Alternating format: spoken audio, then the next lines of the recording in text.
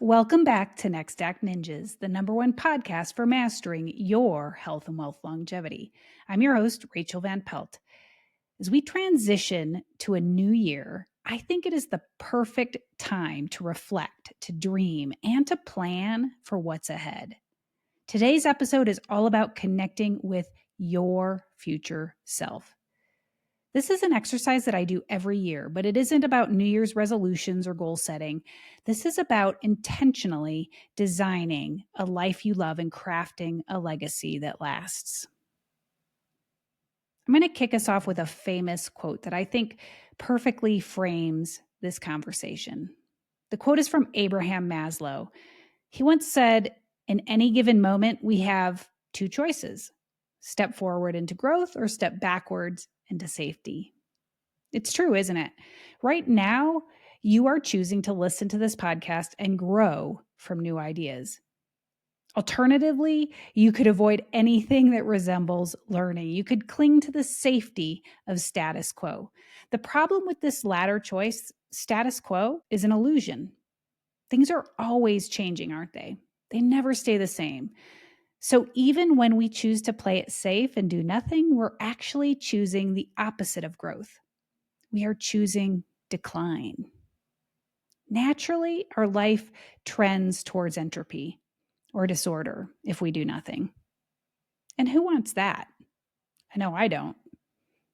So grab your favorite beverage, get comfortable, and let's connect with your future self, the version of you who has grown immensely from the choices that you make today. But before we look forward, let's look backwards. We're going to start with reflection because I think it's far easier to see how much we change over time looking back. Think back to 5 years ago. Who were you in 2019? What did your life look like? What challenges defined your days? Were you managing a demanding job, raising kids, or perhaps just beginning to explore this idea of a next act? If you're the writing type, do a brain dump of your thoughts. Here are a couple of journaling prompts that I love to get you going. Number 1, what have you achieved or experienced in the past 5 years that make you proud? Number 2, what areas of your life still feel stuck or stagnant?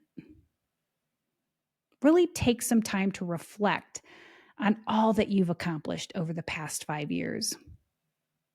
If you're someone who has a growth mindset, then I'll bet you have changed a ton in that short amount of time.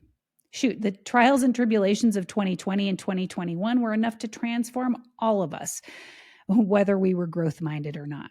But seriously, how are you different today from who you were 5 years ago? When I look back 5 years, I see a version of myself with big dreams, but also significant doubts. Many of those doubts I've worked through. Others still rear their heads now and then. And that's okay. The key here is not to judge. It's to learn how much we've changed over time. Take a moment to sit with these thoughts. Reflect on the journey you've traveled so far and how those experiences have shaped you. Write them down in as much detail as you can. By capturing where you've been, you are going to gain great clarity about how much you change over time and where you get stuck. When you're done with that, I want you to bring your attention back to the present. Take stock of where you are today. You're standing at the crossroads between growth and retreating into safety. So let's consider the main pillars of your life.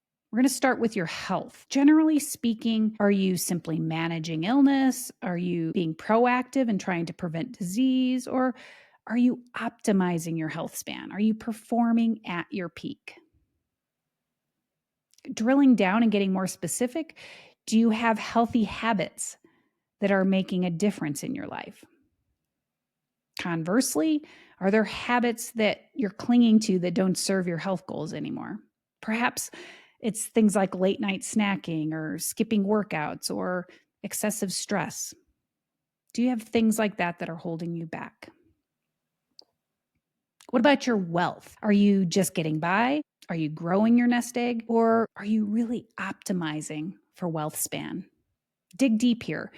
Think about it for a moment. Are you aligning your financial decisions and actions with your long-term goals?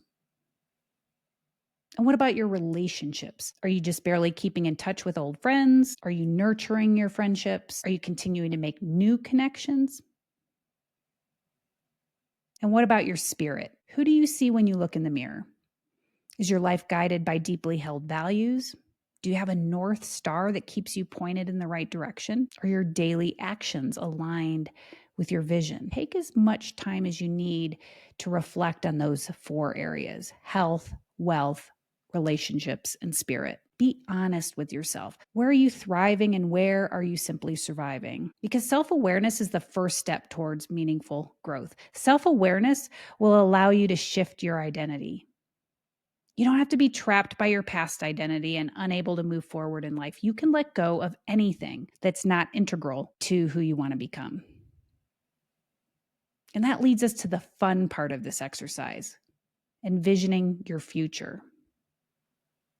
Who do you want to be 1 year from now? And don't think small. I want you to think big. Why? Because as Dan Sullivan put it so eloquently, the only way to make your present better is by making your future bigger.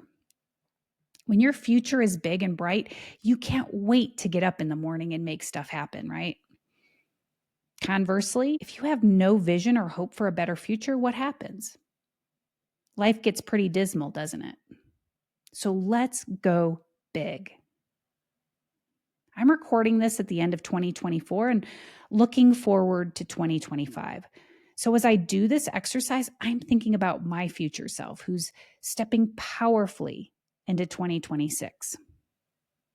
But you can do this exercise whenever you listen to this podcast episode. Whatever time of year it is, simply forecast 1 year into the future. Once you've done that reflection exercise and seen just how much you change in a few short years, once you've done a current State of the Union assessment of your health, your wealth, your relationships, your spirit, that's when you're ready to fully connect with your future self. The version of you who has been moving and shaken for another year and is all the wiser for it. The future you who took action throughout the year to steadily improve each area of your life. What is your future self celebrating about her health? Can you picture yourself celebrating having taken steps to level up your health span? When you imagine waking up 1 year from now feeling vibrant and full of life, what exactly are you doing? How exactly does it feel? Describe your emotions and day-to-day routine in as much detail as you can. And what is your future self celebrating about wealth? Did he or she take steps to extend wealth span? Can you picture yourself thriving financially and living intentionally while planning a legacy? Maybe you've made strategic investments or relocated to be near family. Whatever the case, how does it feel? Get specific and keep going with this exercise. What is your future self celebrating about your relationships? What is he or she celebrating about your spirit? Really step into your shoes 1 year from now. What does life look like? How does it feel? Visualize and emotionalize future you in as much detail as you can. And if you're one of those people that thinks you're not good at envisioning the future, I totally get it. I used to think I couldn't do this exercise either for lack of imagination. But then I had a coach point out to me that I was incredibly good at ruminating about past mistakes and worrying about the future. So I must be fairly imaginative because neither of those things is in the present. It's not actually lack of imagination that gets in our way, it's our cognitive biases. For most of us, connecting with our future self is challenging because we have 2 very powerful cognitive biases. The first bias is called temporal discounting, which is just a fancy way of saying that we prioritize immediate rewards over long-term benefits. We undervalue the importance of future outcomes. The second cognitive bias is called the empathy gap, which simply means we struggle to emotionally relate to our future self. We view them as if they were a complete stranger rather than an extension of who we are today.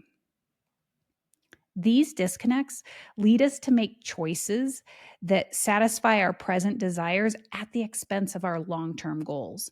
And that makes it harder for us to align our current actions with the person that we want to become. I only point these biases out because once we know what they are, we can flip them on their heads. We can actually learn to empathize with our future self, and we can learn to prioritize long-term rewards. One great way to empathize with your future self is to step into their frame of reference for a short period. I recommend writing a letter to your current self from the perspective of future you, just like you could write to your past self today. Your letter might sound something like, "Hey, Rachel, you got this.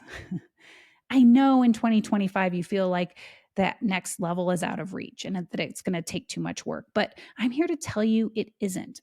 I took that 10x leap. It's amazing. From my 2026 perspective, looking back, I can now see that it was far easier than I thought. I don't know what I was so worried about. In fact, it was so easy and rewarding. I can't wait to 10x again in 2027. Just take action, my friend. I promise you won't regret it. Now, regardless of how you do it, whether you visualize or you write a letter, just take the time to deeply connect with future you.